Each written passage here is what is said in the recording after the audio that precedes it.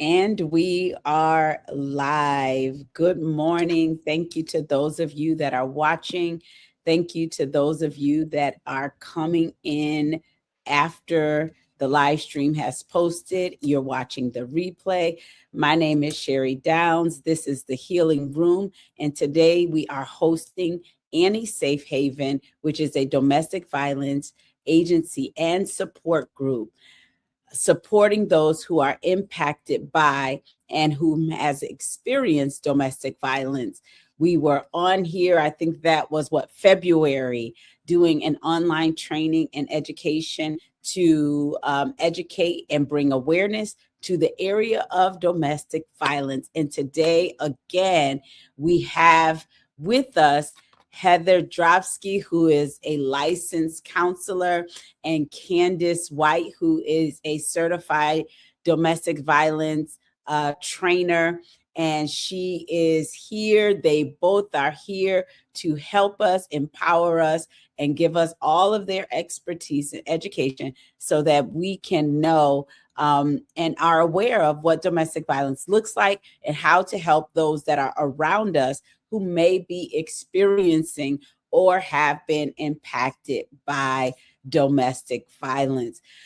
Today, I'm going to hand you over to Heather Dropski. For those of you that are new, my name is Sherri Downs. I am a conference host, a speaker, a women's empowerment coach, a author, an entrepreneur, a lover of Jesus Christ. And we are just spreading this education and teaching concerning domestic violence because this is a burden that the Lord has put on our heart. And so we are sharing this information with those that may be in need. Hey, before I turn it over to Heather so she can take us further into today's teaching, I want to make you aware of a Christmas giveaway that we have been doing for the last 3 years called Annie's Safe Haven.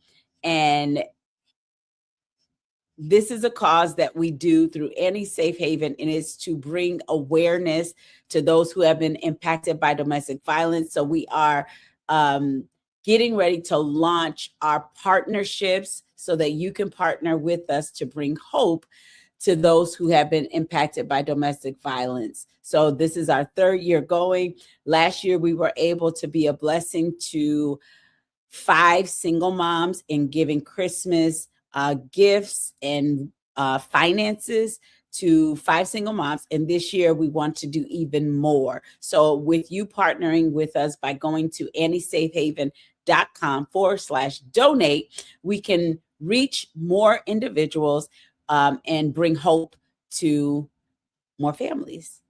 All right. Also, July 27th, I, Sherri Downs, am launching a course titled Grow Woman. And this course is designed to empower and to edify and build up women who have maybe experienced emotional trauma or any form of trauma, to build you up in several different areas of your life. You can find all of that information on my website, and you can find it on my Facebook page and on my YouTube page. All right, now that I have said all of those things, Heather, I'm going to turn it over to you to take us further into this teaching in the area of domestic violence. Okay, thank you, Sherri. So today, the title of our talk is Domestic Violence. It can happen to anyone. So I've been a counselor. A little bit about my background. I've been a counselor for 26 years, and I have counseled women going through domestic violence. I've also counseled children with domestic violence in the home. And even along the way, I've counseled a few men going through it as well. So I'd like to first start out with a few statistics. And you may be pretty shocked when you hear these. So right now in the USA, 1 in 3 people of both or all genders experience domestic violence in their lifetime. So this is according to the Doorways organization. Okay, a few demographics also. Black and Indigenous women of color are the most affected by this domestic violence. And also, women of color are the most likely to not only be abused, but also even killed through domestic violence. Also, the LGBTQ community by domestic violence as well as people with disabilities. So, and mainly with the people with disabilities, it's women who rely on the abusers for their daily care. To factor in, there's systematic bias, there's financial control, there's isolation. That's another big piece of it. A few more stats before we get into the types of abuse. I just want to touch on that lightly today. 45% of domestic violence survivors stay with the abusive partner. Okay, a lot of times it's because they have nowhere to go or they lack the resources.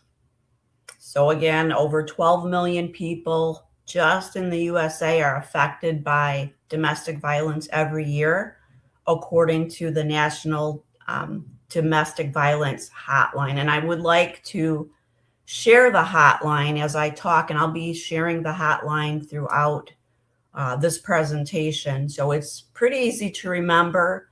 The National Domestic 799 SAFE.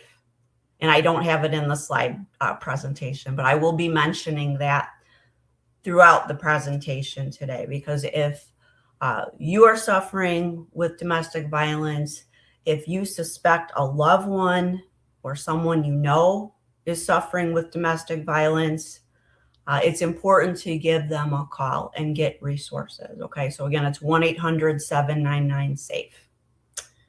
Okay, so we are going to get into the types of abuse briefly. So with the types of abuse, there's all different types of abuse. A lot of times we think of domestic violence and we just think of the physical abuse. But there's so much more to this. And I'm going to keep it PG-13 today. So let's go through the first one. It's physical abuse. So that could be hitting. It could also be biting. It could be choking, pulling hair. So any type of physical aggression that's perpetrated towards the other individual. Okay, so definitely physical. And that's the one we most think of when we think of domestic violence.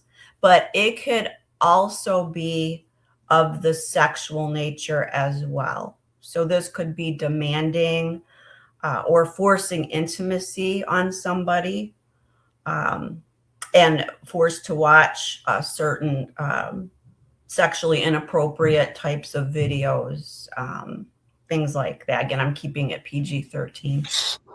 So that's another type of abuse. There's also, this is what I see a lot of in my office, emotional abuse.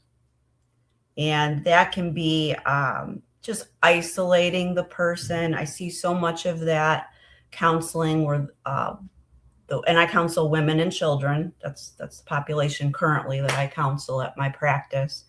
A lot of the women I see are so isolated from their family and friends.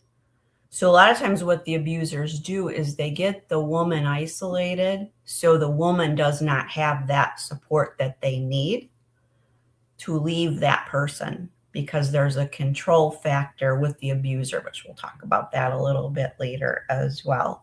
A lot of times too with emotional abuse, the abuser is extremely jealous. They're also very insulting. They gaslight the person. So gaslighting is when someone is told something contrary to the truth, even though there are a ton of facts backing it up. You know, for example, someone might say, I'm going to be home late tomorrow night. and the person says, oh, you never told me you were going to be late tomorrow night. And that can start a huge domestic violence situation. So there's blaming. There's also withholding affection. That can be under this umbrella with emotional abuse. And then accusing the person of being unfaithful, infidelity, cheating. So there's a lot to the emotional abuse, and I see a lot of that in my office. Number 4, there's financial abuse that goes on. Sometimes it's giving the person an allowance, denying access to funds. I've had women that I've counseled who've not had access to the bank account. I've also had women who have actually been on disability, and it goes right into their partner's bank account where they cannot even see what they're getting as far as their own finances. So that's a big thing as well. A lot of times they force their partner to give them money, or the abuser refuses to work as well. I see that where the women or men are refused to kind of go out and work above and beyond their means. So there's a lot with financial abuse. And I've got 2 more for types of abuse. I've got digital abuse. So this can be anything from putting spyware on the partner's computer, putting a tracker device on their cars. I've seen that in therapy as well. Getting the passwords, monitoring the person's social media and texts, and also demand for explicit pictures from that person. And then the last type of abuse is reproductive abuse, and that's refusing birth control. That is sabotaging the birth control methods, and it's causing the partner guilt for not wanting children.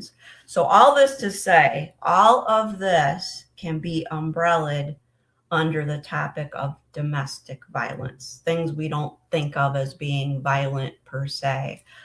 So many of these abuses, and I see it all the time, abusers, I always, it's not really a joke, but I kid around and I say abusers, they play by the same playbook. They really do, because there's patterns, there's behavioral patterns with this. Many of all of these abuses that I just talked about, they're combined. So many times you don't have just one type of abuse. You might have physical abuse with emotional abuse and the financial. So there's, different combinations of that. Okay. And then threats and intimidation. Yeah, as well. Okay. So we're going to go to the next slide here. Okay. A lot of times I see my clients get stuck in abusive cycles. Many do not realize that it's abuse. A lot of times when I'm talking to the women who are in these situations, they don't realize that, it's not normal to be called names. It's not normal to have your finances controlled. So a lot of times through therapy, they come to me, a lot of times the women, and it's not they're coming to me thinking they're being abused. They're coming to me because they have anxiety, depression, low self-esteem, problems with body image. And then as we start unpacking things, pulling back the layers, we realize, it's the core root of a lot of these mental health problems are because they are being abused. There's domestic violence going on in the situation. So there's that. So there's some common themes with the person being abused. I think that's on the next slide, possibly. Oh, wait, I'm sorry. I got to finish that. Oh, can we go back one, please? Okay. Yeah, a lot of times these are some of the common themes. So a lot of times there's low self-esteem with the person getting abused. They're isolated from their friends or family. They think abuse equals love. And many times it's because the person has grown up in a domestic violence home themselves. I myself, I was brought up in a home with domestic violence. And as a young woman, I ended up as a young woman getting into some domestic violence relationships with boyfriends. So it happens because a lot of times when you grow up in that situation, you think that's normal. How you see mom and dad interacting, and you think that's normal, and you don't know better. I once heard someone say, you do better when you know better. I really believe that with my whole heart. So a lot of the women coming in for counseling, we're trying to kind of find normal for them. So a lot of times too, with religion, because I do Christian counseling, I also do secular counseling, but a lot of times many Christian women get the impression that they need to submit to their husband no matter what. Now, in the Bible, it does say we are to submit to our husbands, but not if we're getting abused. We need to get help. It might be seeking out your pastor. It might be seeking out a Christian counselor, but we need to really look at that as well. There's also,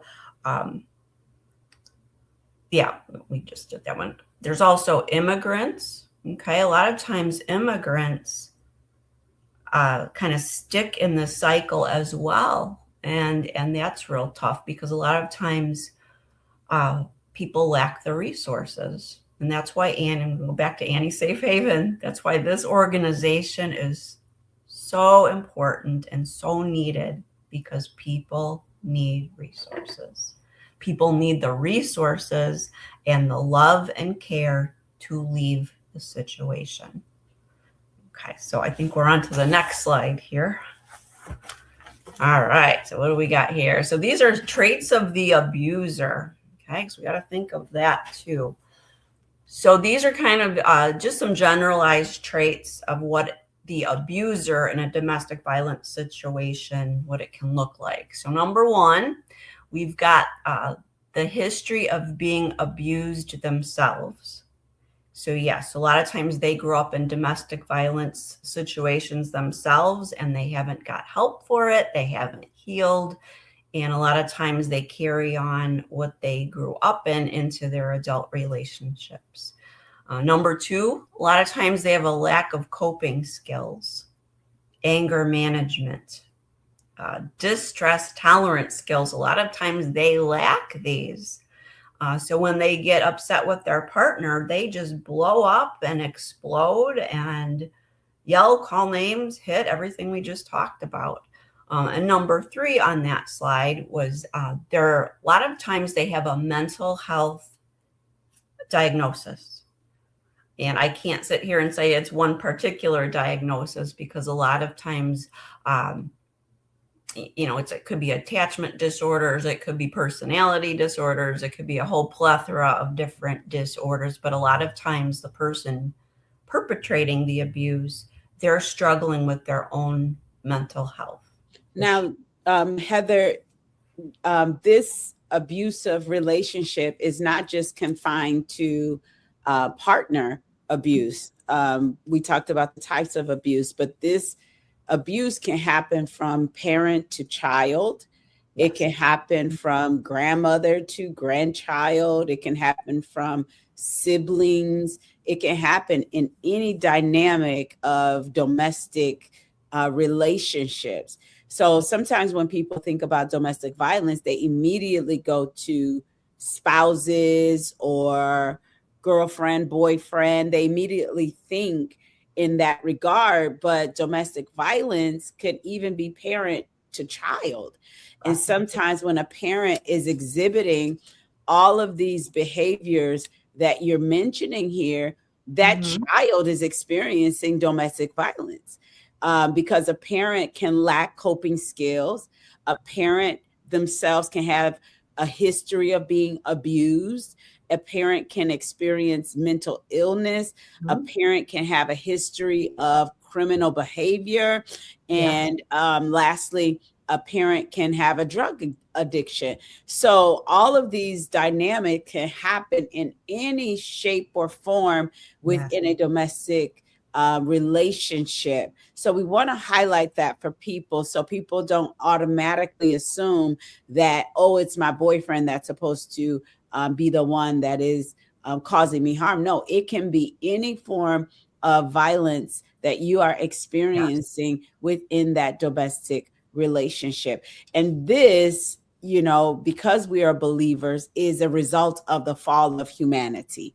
And when humanity and people that you are in relationship with, when their hearts are back aligned with the Lord Jesus in a healthy way, because some people, they believe they have had a spiritual awakening, but they still have symptoms of the fall. But when we have a healthy, right relationship with Jesus Christ, we will see each other as God's treasured possession, as the scriptures say that we are, and we will begin to treat one another as such. Even our children. Just because we have children doesn't mean we have a right to abuse them in any way. And so that is verbal, mental, sexual, financially, in any capacity, with relationships in our lives. That can also stem from spiritual father to spiritual daughter, spiritual daughter to spiritual father. All of these dynamics in which we deem familial relationships, we have to be so careful as to not take our role and our positions in people's lives and use that as a gateway of abuse. A form of abuse, you mentioned it a little bit. You talked about gaslighting. Gaslighting can be also where you causing someone to second guess their reality, their choices, their autonomy, and just in general, their personhood and the decisions that they're making, causing them to be less confident in decisions and the things that they are holding to as reality. And so I think it's important to highlight these things as we are moving forward through this teaching and through this form of awareness of what domestic violence really looks like, because some people overlook that part. And like in your experience, Candice and Heather, your professional experience, do you see that where people that you may have talked with didn't even realize, outside of the context of husband, wife, girlfriend, boyfriend, maybe it was a parent or a child, maybe it was a grandmother or a father, maybe it was siblings, that they didn't even realize they were experiencing domestic violence? I guess we can start to that. I want to jump in really quick. Yes, I have seen that where people didn't realize that it could happen in certain relationships, like you said, brother, sister. It could be cousin, it could be on the job, it could be in the church, pastor to member. It can be so many different dynamics. And I've also seen that people, when they hear about domestic violence, they only think of it as just physical. But again, throughout the conversation today, we talked about it could be financial abuse, spiritual, emotional. So there are many facets of abuse that people don't realize that can be domestic violence outside of just the physical. We see those outward appearances of hits or bruises or scratches or scrapes, but abuse can manifest in so many different ways, and I'm glad we're having that conversation today. Because abuse can happen to anyone. Yeah. It can happen to anyone at any point in any time. But when it's happening, each person has to be educated enough to know what is taking place. Very true. And I see that a lot with the children that I counsel in the situations. A lot of times the kids will come to me and tell me some of these things. I want to, throw another 1-800 number. If you know any children that are getting abused and they tell you they're getting abused, it's another simple one. It's 1-800-25-ABUSE. And that's the DC. I don't have it in the slide. I'm sorry. But it's 1-800-25-ABUSE. And that's DCFS. And they are Very good. Yeah, and I worked for them long ago, and they're mandated when they get an abuse report, their job is to go out within 24 hours and investigate. So if you call in and you think, well, it'll be a founded case immediately, no, they're just going to do an investigation. And then when the investigation's over, then it's either founded or not founded. But the important thing is to call that 1-800 number if a child's telling you they're being abused. Yeah. Thank you for that. I want to just jump in here and share. Annie Safe Haven is a domestic violence support agency, and you can go and donate and become a partner at www.anniesafehaven.com/donate. You can go to anniesafehaven.com/donate and to be a part of what we are building and the education and trainings that we are creating, and the spaces of giving hope for the holidays, being a blessing to single mothers this holiday season. We can pick up where we were left off talking about. Okay, I think we're on the next slide. The next slide. I think the history of the criminal behavior. Yeah, we covered that. So like Sherri was saying, like domestic violence, it could be to anybody. That's what the whole title of the seminar is. It's not just romantic relationships. It can be elderly people. So I want to hover here for a minute because this is a very much overlooked population. So statistically, 10% of elderly people are being abused. And again, it can be all the different types of abuse that we just talked about. And could we have the slide back up, please? Yeah, it could be the physical. It could be even sexual, emotional. Another thing with the elderly, it can be neglect.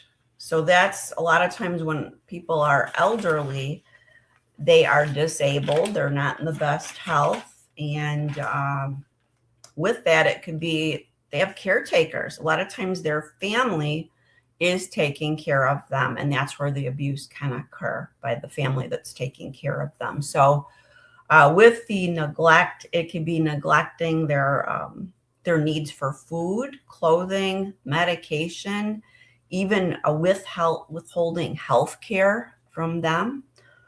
Another thing, they can financially abuse the elderly. I see that a lot, where they are just getting financially abused even by their own children. They're withholding the money from the elderly person, or they're spending it all. It's just really bad. Abandonment too. A lot of times when the elderly are entrusted to their caregivers, they could be left alone, and it's not a safe situation. A lot of times they could be a high fall risk, or even mentally compromised, dementia, things like that. And the family can leave them alone, and it's not safe. So there's some signs with the elderly, and it's a little bit different than with younger people. A lot of times with the elderly, they can be withdrawn, depressed. You want to look for quick changes in their finances. If all of a sudden, let's say you've got an elderly uncle who's pretty well off, and all of a sudden he's saying he doesn't have the financial means to go get a haircut. I'm just off the top of my head making something up. And he tells you, I don't have the money to go get a haircut or go buy my groceries. And you want to look for these things. Poor hygiene, you can see that. Bed sores, weight loss, non-compliance with their medication or their medical treatment, and even unexplained bruises and broken bones with the elderlies. with elderly people. Yeah. So again, like Sherri said, we don't want to overlook anybody in the family, the children, the adults, and even the family. So, yeah. Okay, we went through that. Yeah, we just went through that one. So I think we're on to the next slide. Okay, so we'll talk about the kiddos for a little bit here. So this is such a very sad statistic. 45 million of children are exposed to domestic violence. You know, and I want to pause there because as we go through these stats, you know, we're talking about all these stats just to give everybody an overview of how prevalent it is. But these stats, unfortunately, are mainly inaccurate because 40 to 50% of people in domestic violence situations, it's not being reported to law enforcement. So we got to take these statistics lightly and think of the statistics most likely to be so much more than what we're seeing today, what we're reading about on the internet. So why? Let's talk about that. Why do people not, I'm going to hop into the children after I talk about this. So they're really, a lot of times they're not reporting it. I see this with the ladies that I counsel because they are protecting the offender. They're protecting the abuser because they are sometimes scared of them, or they're even in a very codependent or addictive relationship with that person. A lot of times with domestic violence too, it goes unreported because there's a lot of shame with it.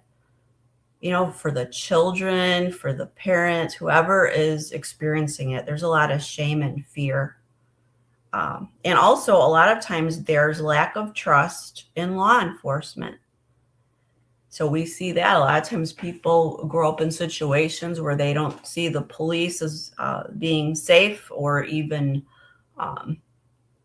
you know, just going to report things that need to be reported. So there is the lack of trust in the law enforcement system. So men, a lot of times men, they don't report it because there's a lot of times a different type of stigma associated with a man being abused, let's say, by a woman in a romantic situation. So yeah, and a lot of times, like we talked about earlier, there's a lack of even realizing it's abuse. So that's why it's going unreported. So there's all these reasons why it goes unreported. That's why take these stats lightly today, what you see, what you hear on the internet, because so much 40 to 50% of it goes unreported. And sometimes, Heather, there's back and forth abuse. They're abusing each other. Correct. So sometimes it's not reported because it's a give and take. And so that person is not going to report because they're also lashing back out. Or you mentioned a codependency. What about trauma bonding? Yes, you see that too. So that's like people who've been through trauma. And like one person says, oh yeah, I was abused by a child, by my parent. The other person says, oh, my mom or dad was an alcoholic and they neglected me. And so it can be a combination of abuses that people can trauma bond over as well. Just really unhealthy, you know, and that's where we go back to the cycles of abuse. They stay, and then sometimes they get out of it temporarily and then they go back. So it's really common for people to leave a situation and go back to it a few times before they finally get the strength, right? Spiritually and emotionally to break the tie. Very good. Yeah. So we'll go back to if we've got time, we could go back to the slide about the children. I think that's the next one. Okay, so yeah, like we just saw, there's 45 million that are exposed to domestic violence. And this is very sad. 90% of kids in domestic violence homes actually see it. They see and I grew up in a home like this. They see their parents physically coming at each other. Sometimes police are called to the home. There's just so much shame involved with that as well for the children, and fear and attachment disorders. And I can go on and on, a whole laundry list of diagnoses that can happen when kids are exposed to domestic violence. And so that dispels the myth of children are resilient, because in your slide, you mentioned the results are often anxiety, depression, CP, TSD, substance abuse, trouble with peers. And so oftentimes you'll hear, well, children are resilient, but no, because that child that experienced that becomes the adult that now has issues. And so children are not resilient. Children just learn to adapt to their environment. And sometimes the results or the effects of what they are experiencing goes unattended. And so then that child then becomes an adult that is not functioning at the capacity that they should as a healthy and whole individual. Correct. Yes, for And sure. some things we see too, to kind of go along with that, conversation, we see the grades kind of fall behind. So that straight A student you might see, coming to class, you might see a sudden drop in their grades.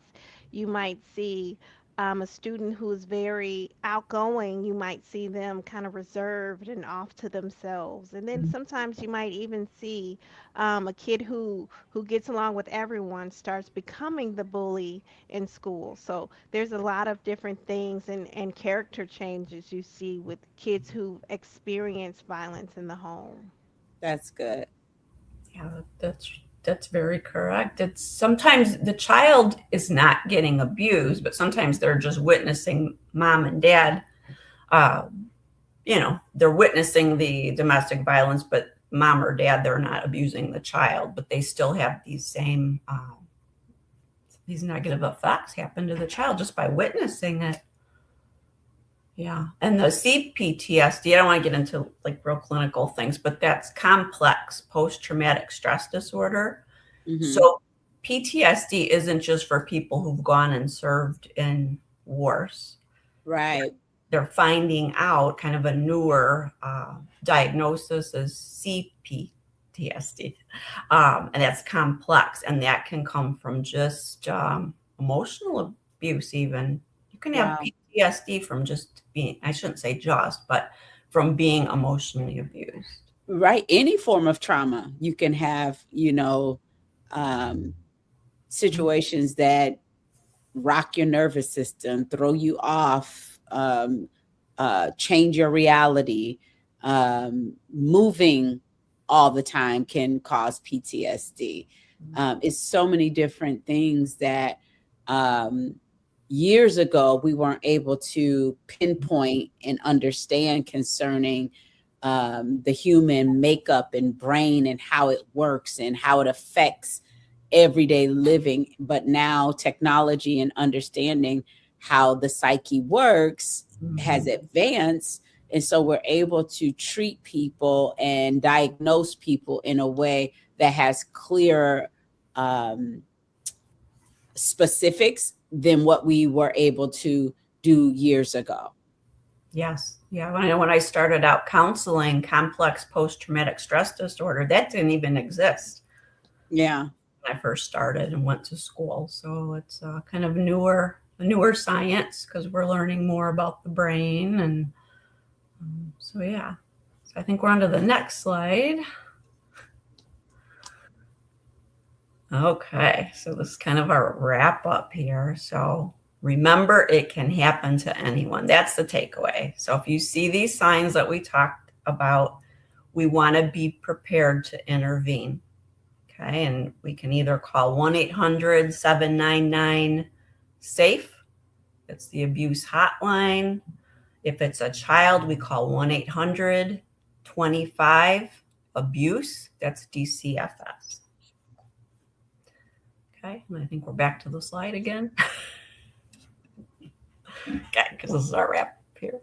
Yeah, so the first measure is to take is creating a safety plan.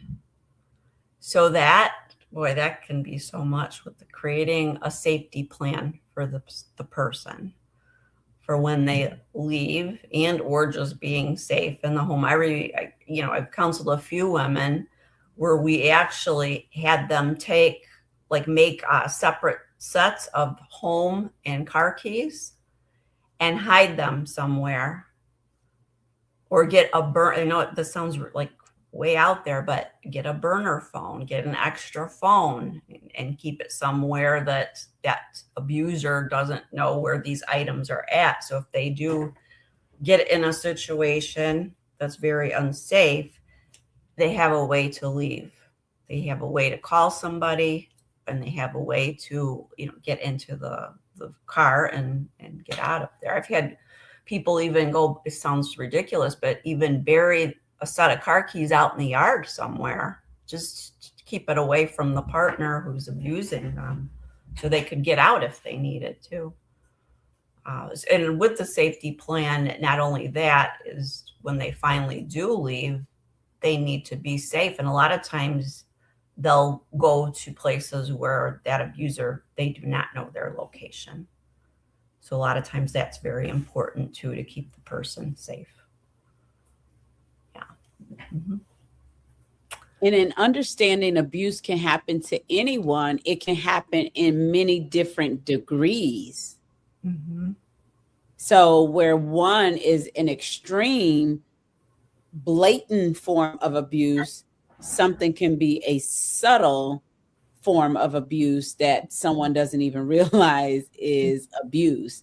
So we have to be so discerning and understand what healthy relationship looks like. I think that's the biggest thing. A lot of people don't know what healthy relationship looks like. So they think talking down to someone, even in friendships, I see a lot of people calling their friends bad names. That's not healthy. No. It's not healthy to be calling your friend a bad name, calling people stupid, derogatory names, all of these things that damage the psyche of or the well-being of someone else, whether that's physical, mental, emotional, relational, whatever context. If it damages the well-being, or if it's words of death, it's a form of abuse, and it's unhealthy. So if you're watching and you're one of those people, you call your girlfriend derogatory names, you call your children little so-and-sos, that is not healthy. That is not a healthy way of communicating. It's not a healthy way of being in a relationship with anyone. And so I just don't get it, to where people think that these things are okay. And then when someone stands up and says, no, you're not going to call me that. Well, I call all of my friends that. Well, that's wrong. Mm-hmm. It's unhealthy. You shouldn't call all your friends that. You shouldn't call your children that. You shouldn't speak to someone in that manner.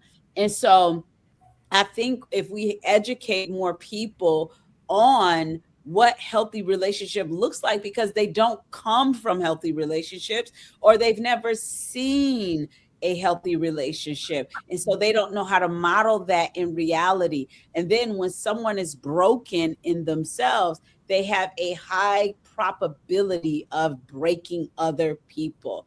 I know that there's a term in the DV arena that the abuser becomes the abused becomes the abuser.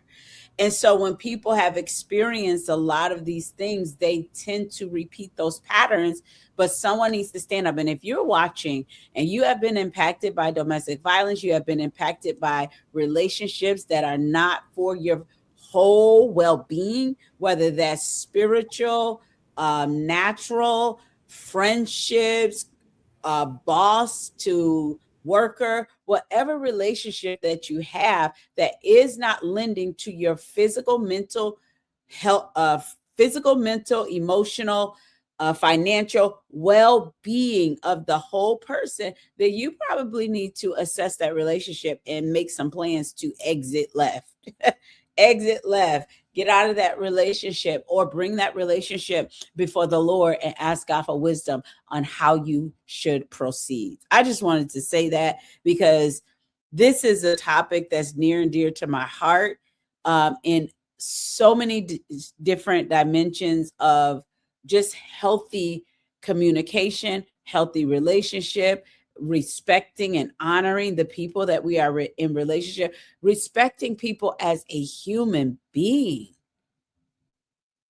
Like, because life is so short and it's precious. There are so many people that are dying quick, fast, and in a hurry these days. It's happening so rapid all across the world. And it's like humanity is being desensitized to death because we see it every day. It's like it's something that's not even phasing us, but we really have to take this seriously and begin to open our eyes and begin to be a part of the solution and not a part of the problem. So thank you, ladies, for sharing all of your expertise. I'll stop talking so you can finish this up, Heather. I believe that was it. I believe that was the ending. Okay, so last words. Thank you, Candice, for joining us. Candice led out our last session, and so we just needed her expertise on here again. Any last words, encouragement, just some things that you can share to enlighten us? Yes, I just want to just kind of reiterate again, it can happen to anyone. So it doesn't matter your race, your gender, your social economic status, your orientation. It doesn't matter what you look like or or the things that you've experienced. It doesn't even matter how much money you have. It can happen to anyone at any time, at any place. So just understanding the knowledge that we've gained and the tools that we've gained, using those tools and understanding if you are in a domestically violent relationship, again, like our host Sherri said, taking it up before the Lord or finding an exit plan to get out of that relationship safely. Those are the tools that we need to continue to learn. And then also that process of unlearning. If you are someone who is perpetrating violence or causing violence in those relationships, unlearning those toxic and those negative behaviors so you won't continue to harm the next person you're in the relationship or continue to harm the person you are in a relationship with.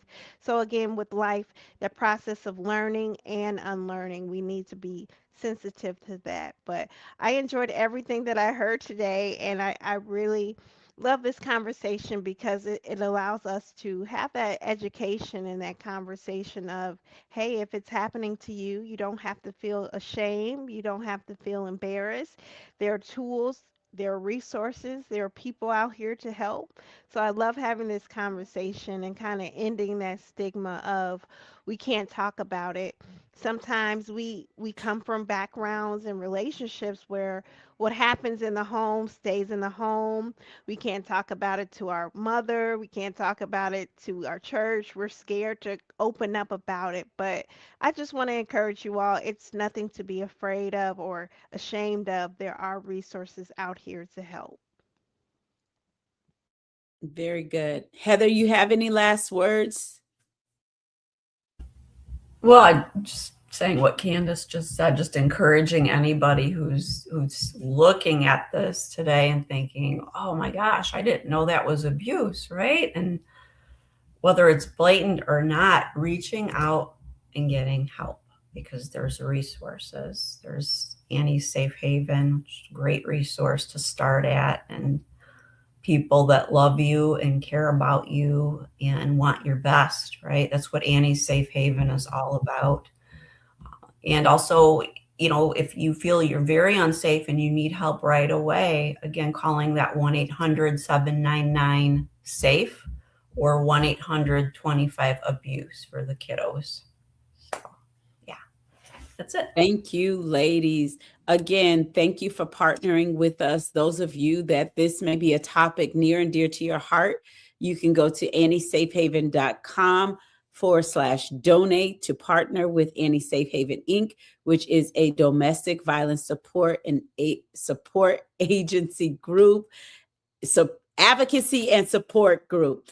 And so we are gathering partners who will be helping us for the Christmas holiday. We are starting early to gather partners so we can help as many families as possible for the holiday season with Christmas giving and finances to just bring them hope for the holidays.